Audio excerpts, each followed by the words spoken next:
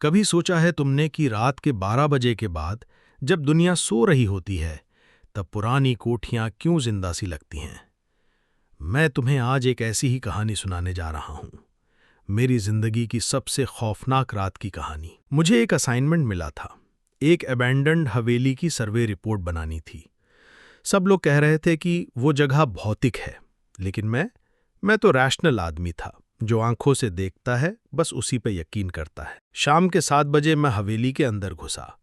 अंधेरा, जले हुए लकड़ी की बू और मकड़ी के जाले, जैसे वक्त यहां थम गया हो।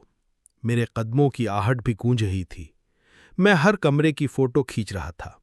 तभी मुझे ऊपर से आवाज आई, एक कुर्सी खींचने की आवाज। मैं रुका। दिमाग बोला शायद हवा होगी, लेकिन दिल धड़क रहा था तेज। मैं सीढ़ियां चढ़ा और वहीं बड़े हॉल में एक कुर्सी सच में हिली हुई थी, और कुर्सी पर एक पुराना फोटो फ्रेम पड़ा था। उसमें एक छोटी लड़की थी, मुस्कुराते हुए। नीचे लिखा था अनाया, 12 साल। बस यहीं से कहानी बदल गई। मेरे फोन की टॉर्च बार बार ब्लिंक कर रही थी, जैसे कोई चाह रहा हो कि मैं अंधेरे में रहूं।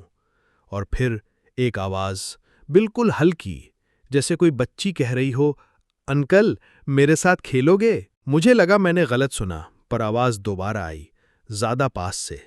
मैं थोड़ा पीछे हटा और देखा, एक छोटी सी परछाई मेरे सामने से दौड़ गई। मेरी सांस अटक गई। मैं भागना चाहता था, पर पैर जमीन पे चिपक गए। तभी मुझे एक डायरी मिली, उस फोटो के बगल में।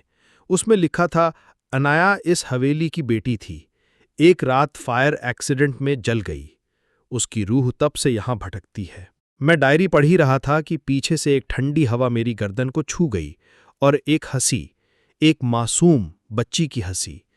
मैं झटके से मुड़ा। कोई नहीं था, पर कुर्सी खुद ही हिल रही थी। उस वक्त मुझे समझ आया कि ये खेल नहीं है, ये एक बच्ची की रूह का इंतजार है, कोई जो उसके साथ खेले। मैं बिना देखे सीढ़ियां उतर गया, दरवाजा तोड़ के भाग निकला। बाहर आके ही सांस ली, लेकिन रात भर मेरे कान में वही आवाज गूंजती रही, अंकल मेरे साथ खेलोगे?